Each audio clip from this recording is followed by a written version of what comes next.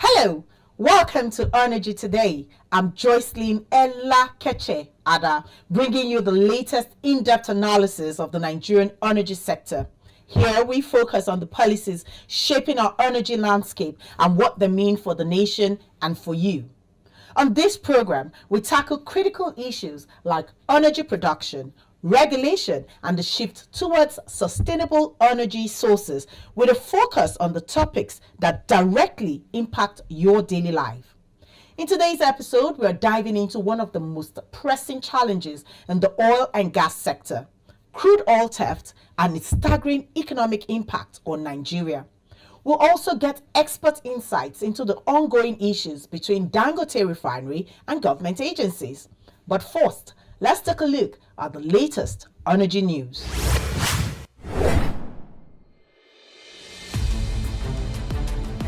In today's energy news, Group CEO of the Nigerian National Petroleum Company Limited, NNPC, Mele Kyari, and Minister of State for Petroleum Resources, Ekberigbe Ekpo, have assured Nigerians of significant progress toward gas sufficiency by mid-August 2024.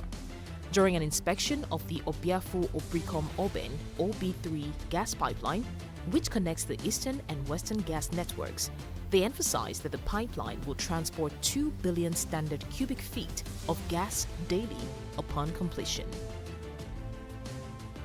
In alignment with the Nigerian Gas Master Plan to boost domestic gas supply for power generation, industrial and domestic use, NNPC and its partners embarked on constructing a 130-kilometer pipeline through Rivers, Edo and Delta states over 5 years ago. However, the project encountered technical challenges. The NNPC CEO and the Minister of State for Petroleum Resources noted that after numerous attempts to cross the River Niger underwater to connect the pipeline to the Ajaokuta, Kaduna and Kanu AKK gas pipeline, there is now a promising outlook. The Special Advisor on Energy to the President, who was also part of the entourage, stated that the President remains committed to supporting all gas projects to facilitate the introduction of compressed natural gas, CNG, and liquefied petroleum gas, LPG, which will lower the cost of living and generate foreign exchange earnings. NNPC Limited also revealed that the completion of the project will significantly reduce gas flaring and create employment opportunities. The Nigerian National Petroleum Company Limited, NNPC Limited, has denied recent media claims of a $6.8 billion debt to international oil traders and failure to remit revenues to the Federation account since January. In a statement from Chief Corporate Communications Officer Femi Shoneye, NNPC Limited clarified it does not owe this amount. The company stated that oil trading often operates on credit, leading to temporary outstanding payments. NNPC Trading maintains multiple trade credit lines and pays obligations on a first-in, first-out basis. Furthermore, NNPC Limited confirmed it regularly remits taxes to the Federal Inland Revenue Service and is a major contributor to the Federation account. The company also noted it has no role in regulating the quality or quantity of imported petroleum products, as this falls under the Nigerian Midstream and Downstream Petroleum Regulatory Authority. NNPC Limited emphasized its commitment to transparency and accountability, inviting media inquiries to ensure accurate information dissemination in line with its transparency, accountability, and performance excellence (TAPE) philosophy established in 2019.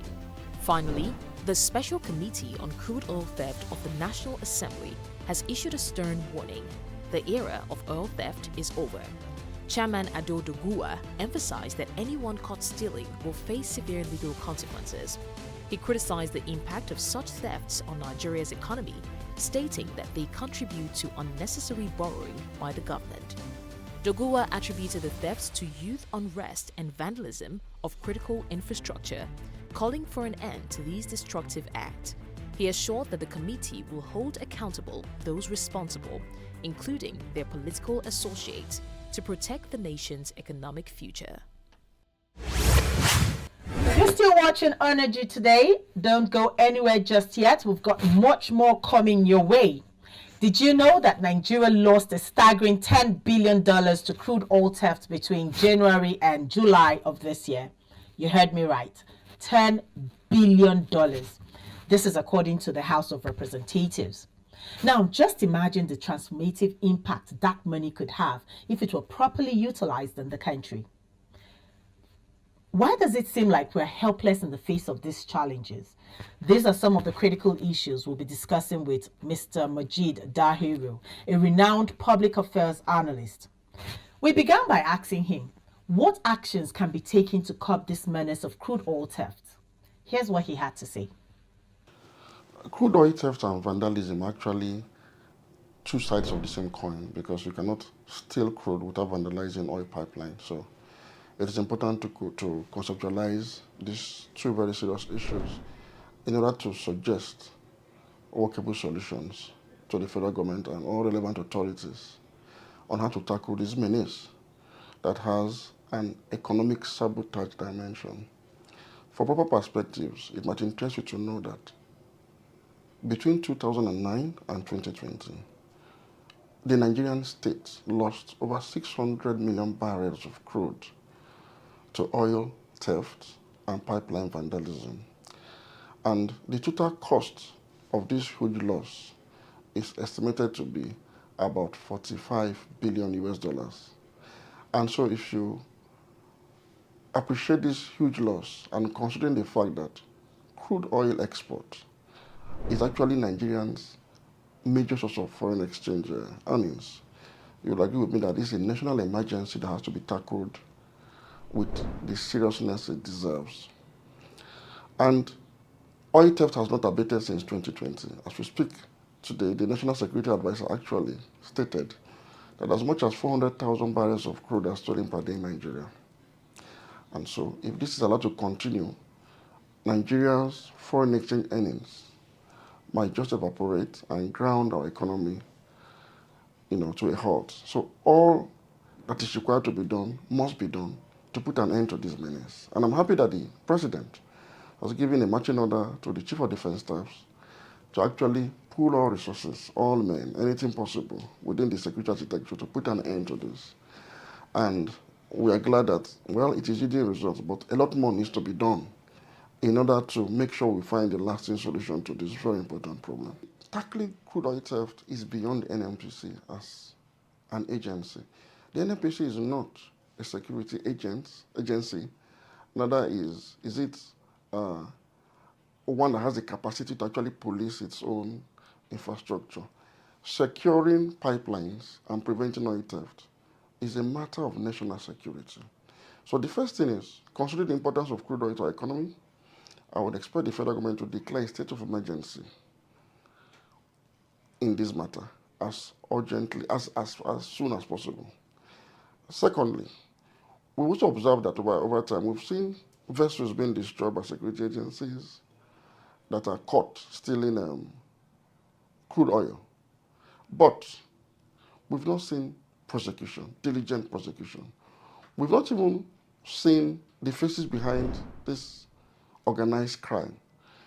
So we will advise the government to consider urgently to creating special courts to prosecute offenders so as to serve as deterrents against intending offenders. This will be important because when you do not prosecute people that are caught, carried out this economic sabotage against the Nigerian state, it encourages more people that are intending to do the same thing to continue to do that which has caused us a lot of economic problems. So it would be imperative that just as we handle electoral matters through special tribunals, we would want to see special courts set up by the federal government to try in a very expeditious manner suspects and actually bring them to book. We also want to see stiffer laws that, if possible, considering the enormity of the impact of oil theft on our economy, stiffer punishments, including but not limited to probably capital punishments, may just be applied to offenders so that This can serve as a very serious deterrent against this practice, this undesirable practice of oil theft through pipeline vandalism. Wait, before we wrap up, let's talk about monopoly, a word you've probably heard a lot lately. Mr. Dahiru discussed different scenarios and their implications for the energy sector. Let's hear him out. If there's one thing that must not be allowed in the oil and gas industry, it's monopoly. Because, you see, energy security is defined as availability, accessibility, as well as affordability of energy products and services. And so when you have a monopoly, it kills that much needed competition that will not only bolster supplies, but provide alternatives in terms of pricing mechanism. So the pricing war between operators will always drive prices down, which is important for energy security. But when you monopolize the entire market, the monopolistic entity will have, the unrestrained freedom to fix prices and gorge profit at the expense of our energy security. And there's nowhere in the world where the mid and downstream sector of any oil industry is monopolized. It might interest to know that the US, for example, imports refined petroleum from Mexico, from Canada, from Russia. And some refiners in the US are unable to sell their products in the East Coast of the United States of America because their products are more expensive there, because there are imports from Eastern Europe into America that are cheaper. So what do? They export their products. So Dangote industry, for example, does not have an obligation, for instance, to offload all of its products into the Nigerian market. There is no law mandating him or compelling him to sell all of his refined products to Nigerians. So he has the alternative to export. And the export market is not yet saturated with refined products. And so he's going to export as well as sell in the local market. So I don't see a basis for conflict here. Others must be allowed to play in the industry. You cannot stop the importation of refined products because of one refiner that is up and running. Again, the reason is you must have supply exceeding demand at all times. And so to augment the supplies from Dangote refinery is to open up the space for both local refineries to supply the market and those who have the capacity to import. Also import. What is important is pricing.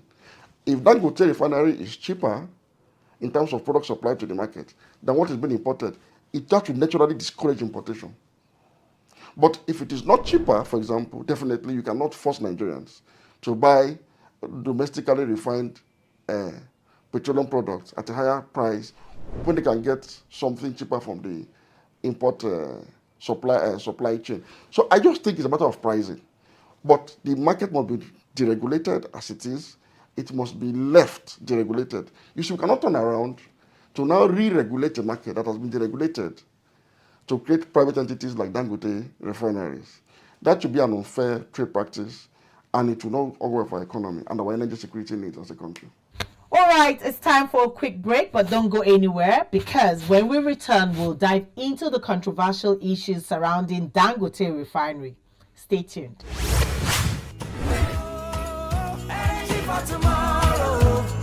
So come on, let's go.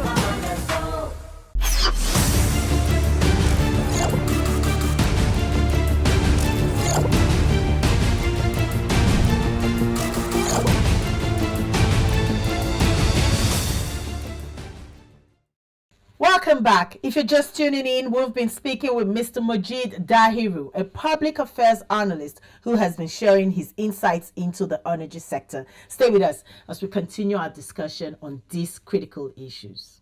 Over 600 million barrels of crude oil lost to theft. And if you do the mathematics, that's about 400,000 barrels per day.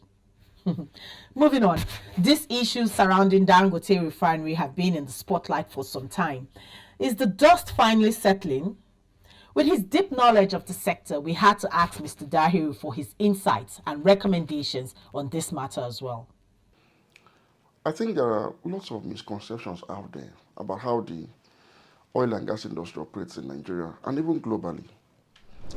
And Dangote Industries, through its chairman, Alagadiko Dangote, appears to be throwing up a lot of issues that, those with even the most basic knowledge about the workings of the oil and gas industry might find a little bit disturbing, if not strange, because you would imagine that for an investment on the scale of $20 billion to be carried out, a lot of due diligence would have been done, and a lot of knowledge about the workings of this industry would have been, availed the promoters of this investment. But clearly, I think there's a gap in the knowledge of this industry and its workings by the promoters of the Dangote refineries. I said this because a number of the issues is raised are actually neither here nor there. For instance, he talks about crude oil sales by the NNPC to Dangote industries, to Dangote refineries, I mean. First and foremost, it's important to state that the NNPC has done its own part by supplying crude to Dangote. And they've done everything to support Dangote refineries to actually kickstart in order to enhance Nigeria's energy security. However, it is important to state this clearly. There's no country in the world, no country, no matter how endowed with hydrocarbons such a country is, that relies solely on domestic production of crude or sales of crude to provide feedstock to the refineries. And so it might interest you to know, for example, that a country like the United States of America, with about 44 billion barrels of proven crude reserves and a capacity to produce as much as 13 million barrels of crude per day, with 132 working refineries, still imports crude oil and imports refined products at the same time in order to guarantee its energy security. The supply chain must be kept open because at any point in time you need more supplies than you have demands in order to create a shock in the market that can create energy insecurity. And so for a Dangote refinery, he should have known that he cannot source all of his crude requirements locally. He would, as a matter of necessity, import crude. And in fact, his refinery is configured in such a way as to require, for example, the West Texas Intermediate grade of crude from the US to be used to blend Bonny Light, the NNPC will supply to him in order to achieve the production of PMS from his facility. So his importation of crude is simply a requirement, a production requirement of his own facility. It's not necessarily the fact that NNPC is denying him crude. NNPC has not denied him crude. According to his own admission, NNPC has supplied him as much as 60% of his crude requirement. But in line with global practices, he must, as a matter of fact, source crude from elsewhere. There's no country that relies entirely on domestic crude to power their refineries. It might interest to know also that Saudi Arabia, which has daily production capacity of crude of about 12 million barrels per day, still imports crude to augment its production of refined products. Interestingly, a country like Nigeria that still struggles to produce 2 million barrels per day due to oil theft and other issues supplies Saudi Arabia with crude. In the year 2022, Saudi Arabia sourced about $650 million worth of crude from Nigeria to augment its own feedstock for its refineries.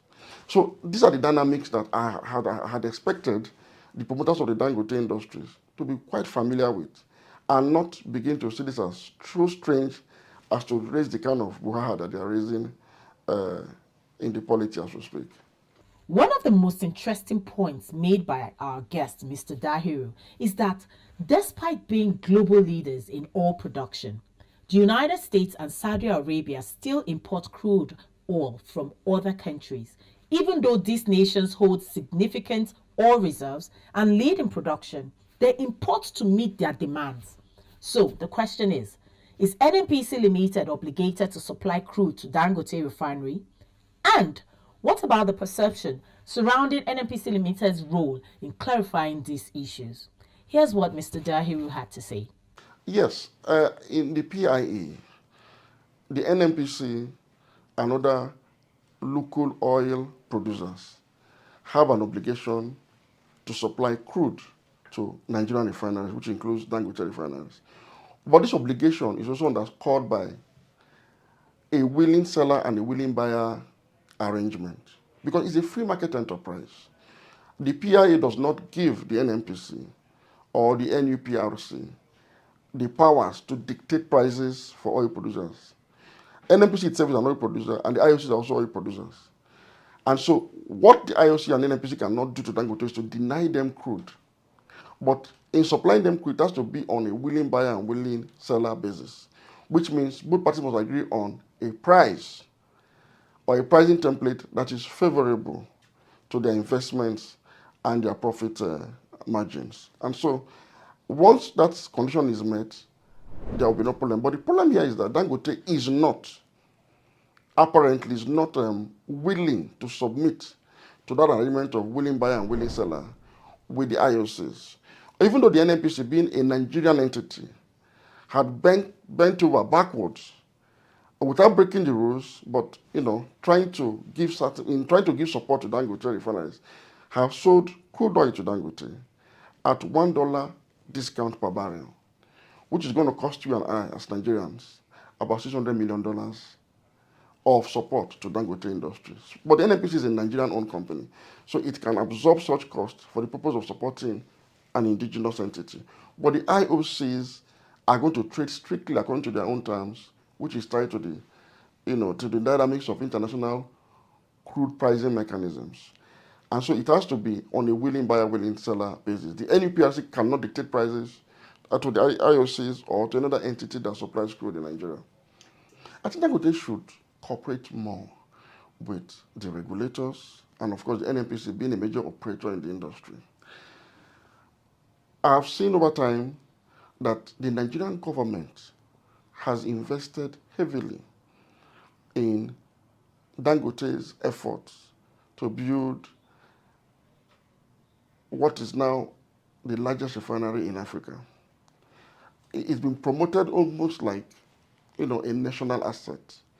And it is very commendable on the part of government. And it's also commendable that Dangote has undertaken this gigantic task of building a refinery at home for a country that for a long time has suffered from lack of local refining capacity. It is quite commendable. But to see through this investment and bring it to fruition will be for Dangote Industries to cooperate with agencies of government and allow them, the elbow room to find ways of resolving some of its challenges. I think it's unhelpful when you, begin to, so to say, quote unquote, throw tantrums at those that have been supporting your effort, those that have been helping you to achieve your dreams, your goals, and your desires in a manner that now portrays them in a bad light, as though they are your adversaries. I think it's unhelpful.